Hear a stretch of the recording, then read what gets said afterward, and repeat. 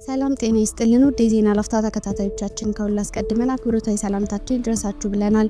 ለሰዓቱ የመራረጥናቸውን ዜናዎች ይዘን ተገኝተናል። አንኳር ጉዳዮችን በማስተዋወቅ እንጀምራለን። መብታቸውን በመጠየቃቸው ብቻ የታሰሩ የጤና ባለሙያዎችን የኢትዮጵያ ባለስልጣናት እንዲፈቱ አምነስቲ ጠየቀ። በዚህ መረጃ ላይ ጠለቅ ያለ ዳሰሳ ስለምናደርግ አብራችሁን ቆዩ። በመቀሌ ከተማ የሚገኙ ዳኞች ከደህንነት ስጋት ጋር በተያያዘ ያቀረቧቸው ጥያቄዎች እስኪመለሱ ድረስ ስራ ማቆማቸውን እንደሚቀጥሉ ገለጹ። መረጃው ዝርዝር አለው። ከውጭ ዜና የደቡብ አፍሪካው ፕሬዝዳንት ሲሪል ራማፎሳ ወደ ዋሽንግተን በማቅናት ከአሜሪካው ፕሬዝዳንት ዶናልድ ትራምፕ ጋር ተወያይተዋል። ያደረጉት ውይይት ብዙዎችን እያነጋገረ ነው።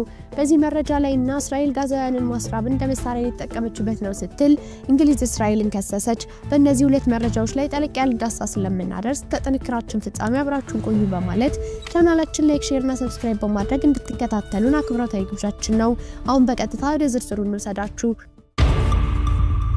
መብታቸውን በመጠየቃቸው ብቻ የታሰሩ የጤና ባለሙያዎችን የኢትዮጵያ ባለስልጣናት እንዲፈቱ አምነስቲ ጠየቀ። ከስራ ማቆም አድማ ጋር በተያያዘ የታሰሩ የጤና ባለሙያዎች በአስቸኳይ ያለምንም ቅድመ ሁኔታ የኢትዮጵያ ባለስልጣናት እንዲፈቱ የመብት ተቆርቋሪው አምነስቲ ጠየቀ። በአዲስ አበባ ብቻ ቢያንስ ከ20 በላይ የጤና ባለሙያዎች በዋናው ፖሊስ ጣቢያ ታስረው እንደሚገኙ የገለጸው ተቋሙ መብታቸውን ብቻ በመጠየቃቸው መታሰር እንደማይገባቸው በኤክስ ገጹ አሳስቧል። በተጨማሪም ባለስልጣናቱ በሰላማዊ መንገድ እየተቃወሙ ያሉ ግለሰቦች ላይ ያደረሱ ያሉትን ወከባ እንዲያቆሙ ተቋሙ ባወጣው መግለጫ አጽንኦት ሰጥቷል። ከሰሞኑ የኢትዮጵያ የጤና ባለሙያዎች ንቅናቄ በሚል ስያሜ ደሞዝና ጥቅማ ጥቅም ጥያቄን ጨምሮ የጤና ስርዓቱን ያስተካክሉ ያሏቸውን 12 ጥያቄዎች ይመለስ በሚል ካነሱት የስራ ማቆም አድማ ጋር በተያያዘ በመላው ሀገሪቱ ከ80 በላይ የጤና ባለሙያዎች መታሰራቸውን የንቅናቄው አስተባባሪዎች ለቢቢሲ ተናግረው ነበር። የመንግስት የጸጥታ ኃይሎችን በተለይም በትልልቅ ከተሞች የሚገኙ ሆስፒታሎች የሚያገለግሉ በርካታ የጤና ባለሙያዎችን እያሰሩና እያዋከቡ መሆኑን አንድ የንቅናቄው አስተባባሪ ለቢቢሲ ተናግረዋል።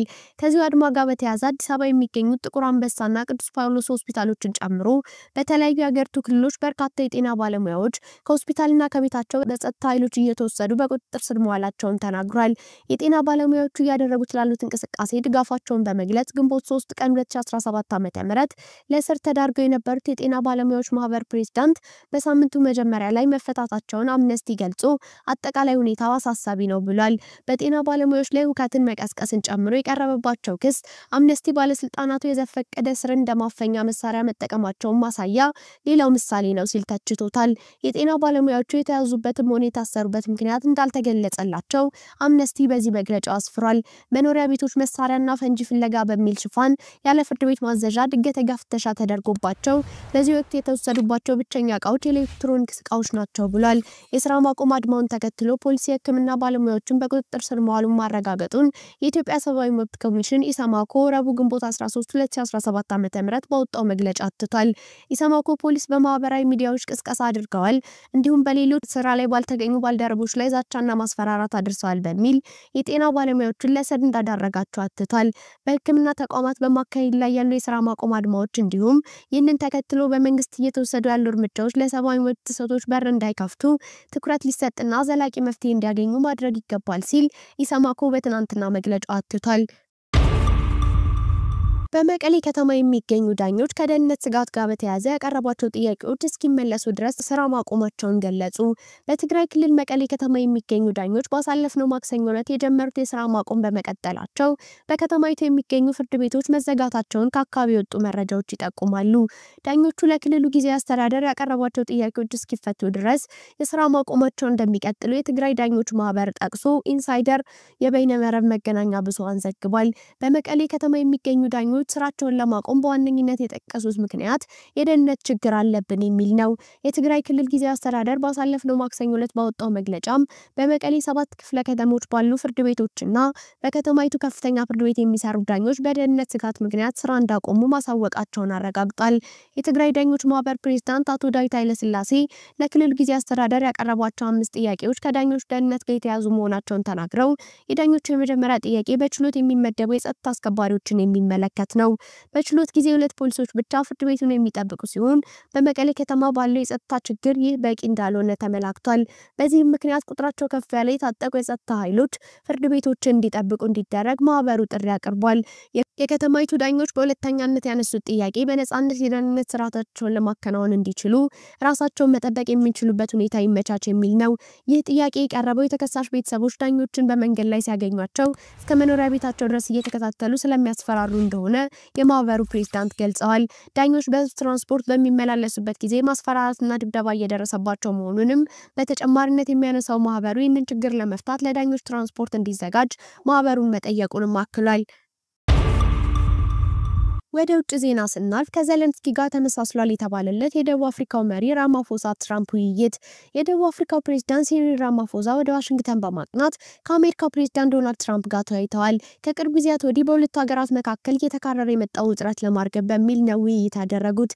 በነጭ ደቡብ አፍሪካውያን ላይ ንብረታቸውን የመቀማትና የዘር ጭፍጨፋ እየተካሄደ ነው በሚል አሜሪካ ደቡብ አፍሪካን ስትከስ ቆይታለች።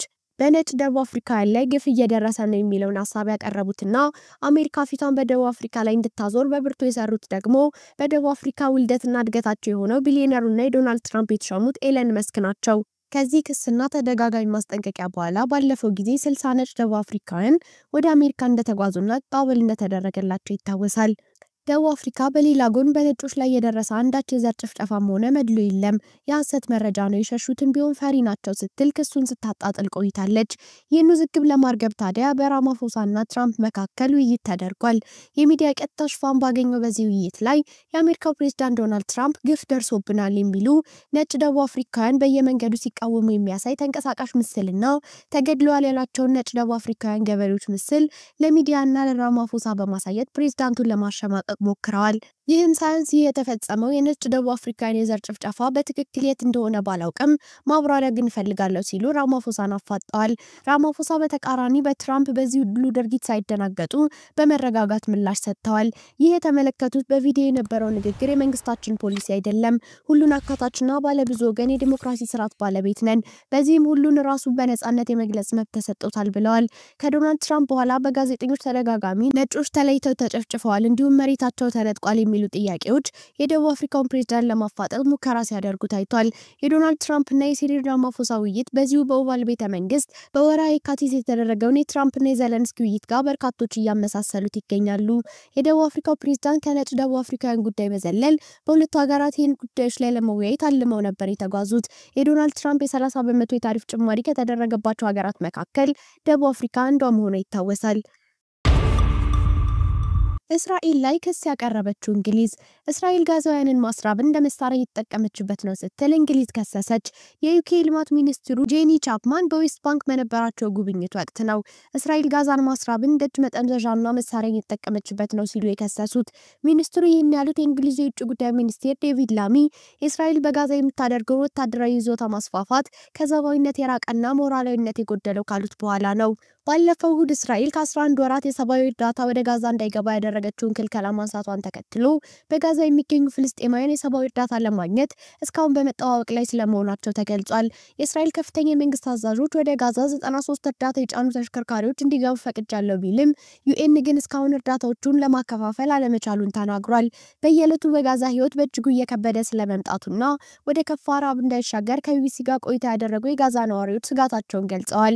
የኔታንያሁ ሊኩዊድ ፓርቲ አባል ማይክል ክሊነር እስራኤል ሐማስ የሰብአዊ ድጋፉን እንዳይሰርቅ ማረጋገጥ ይኖርባታል ያሉ ሲሆን ቀሪ ታጋቾችን ባለመልቀቅም ሰላም እንዳይሰፍን እያደረገ ነው ሲሉም ሐማስን ከሰዋል።